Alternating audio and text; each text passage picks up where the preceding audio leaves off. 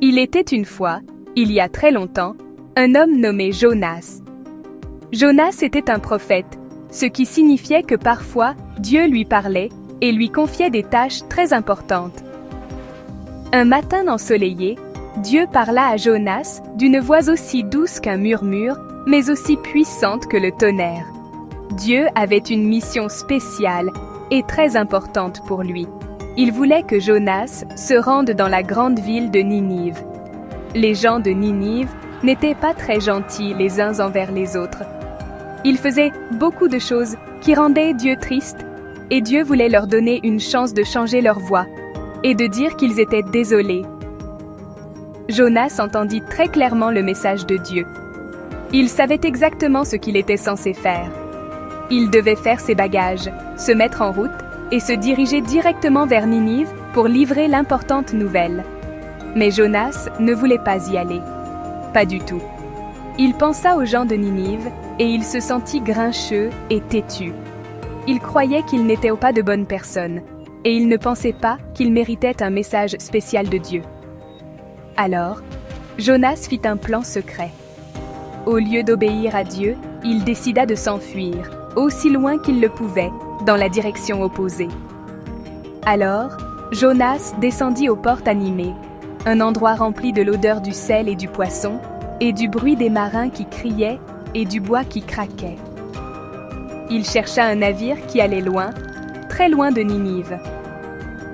Il trouva un grand bateau en bois qui était prêt à naviguer vers un endroit lointain appelé Tarsis.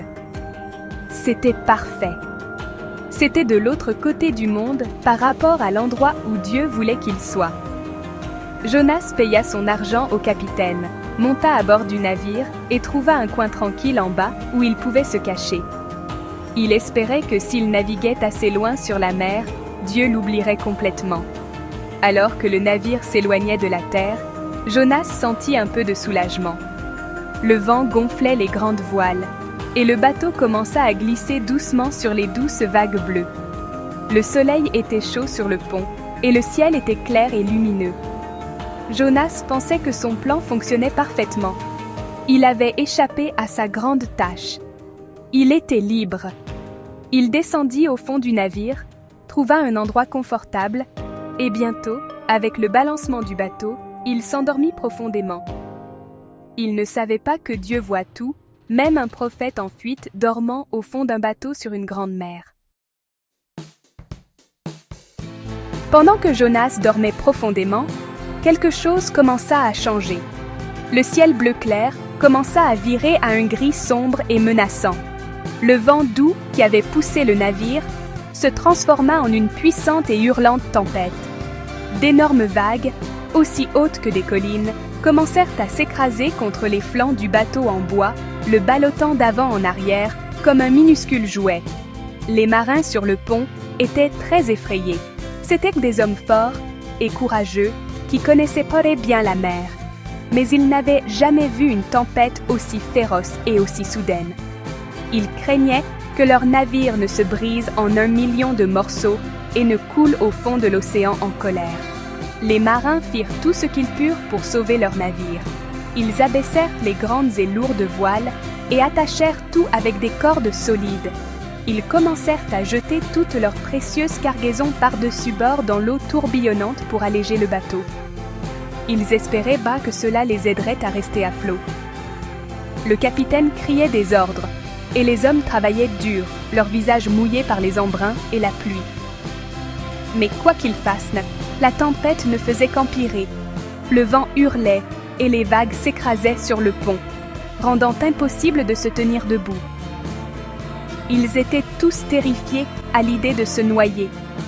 Le capitaine, désespéré et effrayé, partit à la recherche de Jonas.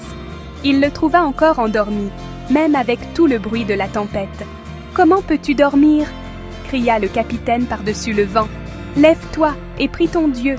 Peut-être que ton Dieu nous entendra et nous sauvera de cette terrible tempête. » Jonas se réveilla et vit la terreur dans les yeux des marins. Il savait, au fond de son cœur, pourquoi cela arrivait. C'était sa faute. Ce n'était pas une tempête ordinaire. C'était une tempête envoyée par Dieu parce qu'il s'était enfui. Il avait mis tous ces marins innocents en grand danger à cause de son choix. Jonas monta sur le pont et dit la vérité aux marins. « Cette tempête est à cause de moi, » dit-il tristement.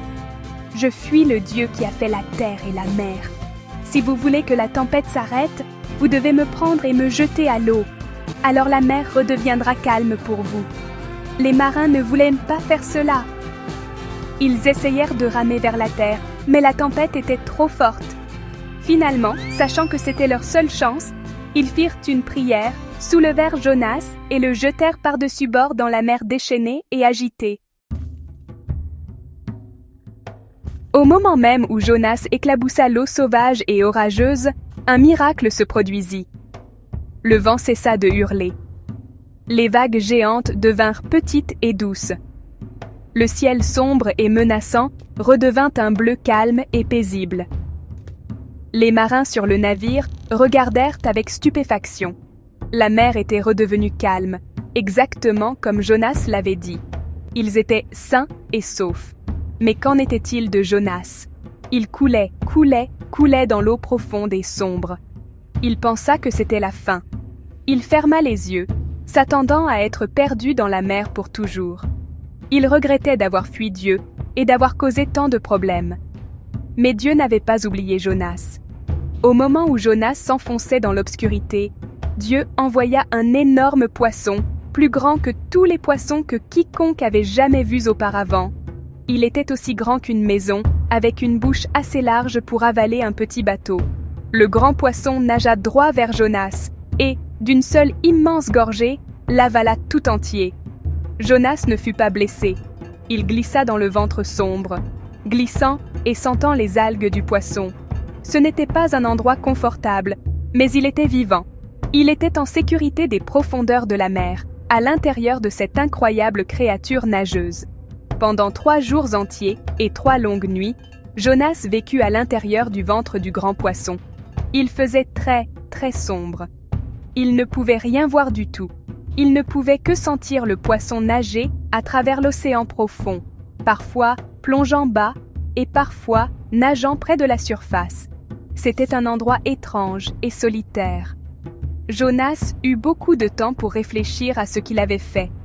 Il savait qu'il avait eu tort de désobéir à Dieu. Il avait été têtu et égoïste, et maintenant, il était dans cette prison sombre et poissonneuse. Il était très désolé et très triste de ce qu'il avait fait.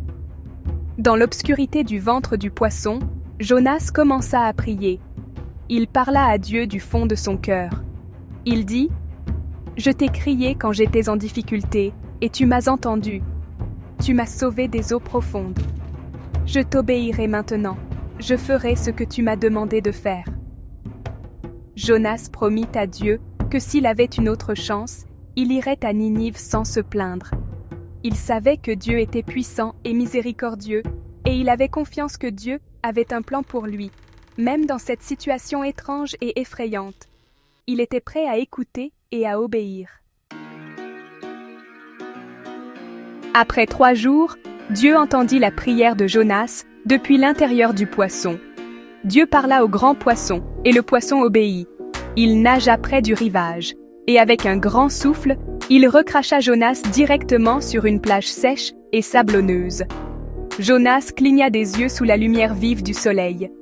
Il était couvert d'algues et sentait le poisson, mais il était sain et sauf, et il était libre. Il prit une grande bouffée d'air frais et se sentit si reconnaissant d'être à nouveau sur la terre ferme. Il savait que Dieu lui avait donné une seconde chance très spéciale, et cette fois, il n'allait pas la gâcher en s'enfuyant. Puis, pour la 2e fois, la parole de Dieu vint à Jonas. « Lève-toi, dit Dieu, et va à la grande ville de Ninive. Dis aux gens le message que je te donne. » Cette fois, Jonas ne discuta pas, ne se plaignit pas et ne s'enfuit pas.